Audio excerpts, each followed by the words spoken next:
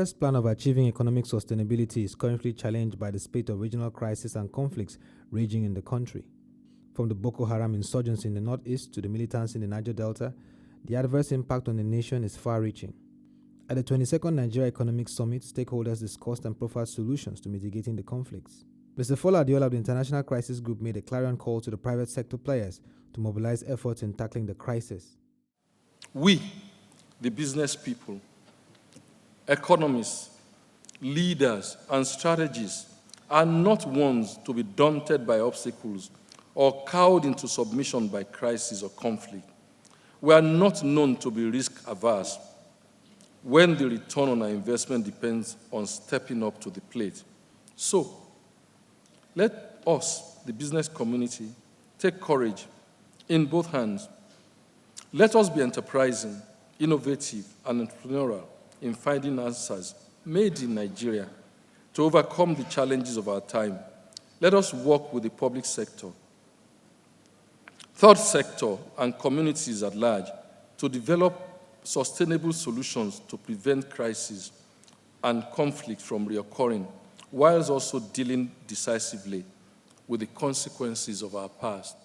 Ayo Obe and Comfort Ero, also of the International Crisis Group, speak on the root cause of the conflicts and what should be the approach of government and the private sector.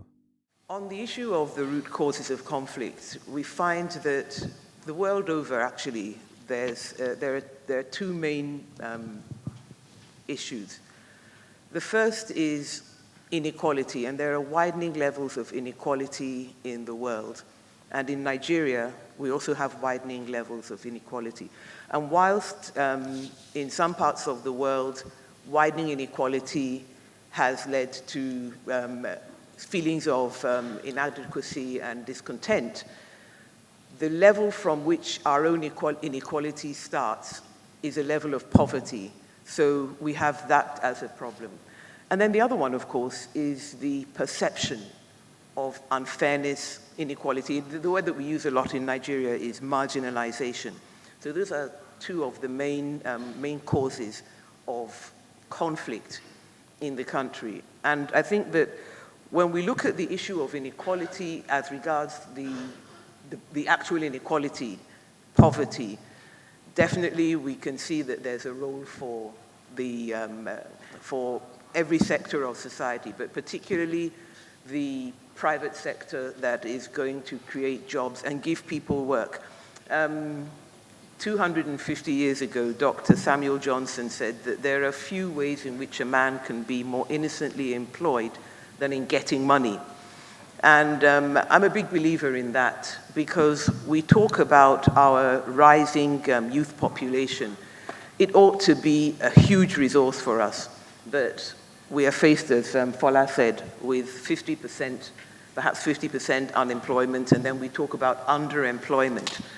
We need to, so our government needs to think about how are we going to employ those people so that they can occupy themselves in getting money. Then we have the issue of the perception of inequality. And this is at least as corrosive as actual inequality. And I mean, part of this, of course, is the problem of the failure of government to communicate with people. There are such levels of distrust in government that anything government says is automatically assumed to be either a lie or a deception, or they're just not going to do it. It's just said for the sake of doing it. We as a society need to think about how we bridge that trust, that gap. And the gap is no longer going to be bridged with just words. It has to be with action. When the government, when this administration came to power, its clear promise was that they were going to tackle poverty by making funds available to the most poor. They were going to pay a monthly stipend or annual stipend or something to the poorest people in our society. Now, 1.5 years later, the program is still on the drawing board. And that is a big problem in terms of when government says it's going to do something, has it done it?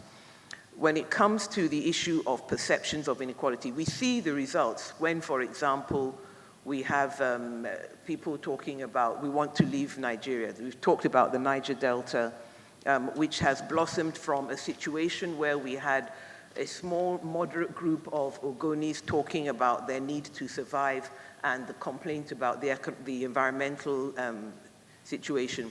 And the response that we had was to shut them up, but that they should not talk. And the result is what we saw in, first of all, we had MEND, and now we have the Niger-Delta Avengers. We saw it again, I don't even want to talk about the number of times that we have crushed religious uprisings from Maitatsine and so on in the north, and here we are again. We have the situation in Kaduna with the Islamic movement of Nigeria. Our response again is crush and don't talk. We have the situation in the southeast I remember there was a time when the movement for the actualization of the sovereign state of Biafra was having just a football match, and it was crushed. Now we have IPOB, the indigenous peoples of Biafra, and we're wondering when it would escalate further. Our government needs to understand that making statements like this issue is not negotiable, we're not going to discuss it, has never actually worked. So we need this openness. We need to enter into a dialogue in which government lays its cards on the table, stops pretending that it has all the answers and that any answer that it doesn't have is not a valid answer. The simple message I would give is that internationally, globally, we are going through a crisis in the way in which we respond to crisis and conflict. The international structure itself, whether it's the United Nations, the European Union, whether it's NATO, other regional entities themselves have been found wanting in how they've responded to crisis. The UN itself is facing a crisis of legitimacy and credibility because what we've observed in the last 5 years also is the resurgence of conflicts in countries where the UN has a footprint. And so the UN's, many of the international doctrines that we've ascribed to, like peacekeeping, peace building, conflict prevention, responsibility to protect, we've seen time and time again in the last five years that these are all under severe strain, under severe stress. And I want to pay particular attention to what Fola was saying in his opening speech and bring all of this home to Nigeria. He asked us to think about Nigerian solutions. And I want to offer at least what I consider six approaches, 6 do's and don'ts to a made in Nigeria approach to mitigating conflict. Let me start by stressing what Fola said in his speech, the need to invest and take more seriously conflict prevention. We pay lip service to prevention, and we don't take seriously the need to do conflict prevention, and by conflict prevention, I mean early warning. We should have nationally, at local level, at state level, at federal level, mechanisms in place to help us see early, warn early in imminent crisis. In 2009, we missed an opportunity to prevent the escalation of the Boko Haram insurgency from exploding to what it is today. Last year, also, as the president was coming in, he said that he wanted to put in place mechanisms to prevent the escalation in the Niger-Delta. We could have prevented, we could have focused very carefully, very gradually at the consequences of trying to lift the amnesty program. What will happen at the end of 2017 to prevent a reoccurrence of what is happening now? So what early actions are we putting in place? Is the government, is the private sector putting in place to prevent a resurgence of conflict in the Niger-Delta? Thirdly, and I'm picking up on what Aya was saying, is that we have to think very carefully about the use of force. It's a very short-term, reactive response. You can't bomb away extremism. You can't bomb away radicalization. You can't bomb away people's grievances. You have to use force. Sometimes it's necessary. We as an organization do not rule out the use of force. But if you're going to use force, it mustn't aggravate, it mustn't stress, it mustn't raise the temperature. It must reduce conflict. And we've seen in all the conflicts that we have on Nigeria, these are not new conflicts. But the old way of doing business, of using force first and we speak later, hasn't proved effective. So we need to rethink how we do that and use force cautiously as well.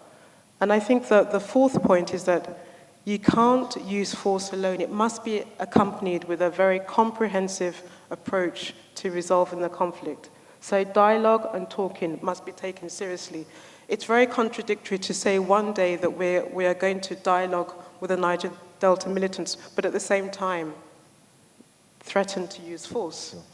You're not going to win hearts and minds by threatening to use force. We've seen some positive outcomes in the use of force. We've seen, for example, the rolling back of Boko Haram in the northeast Nigeria. But if you're going to consolidate that use of force, you've got to make sure it's accompanied by certain key things, socioeconomic recovery, rehabilitation. We have the Buhari plan now. How are we going to make that effective, I would argue.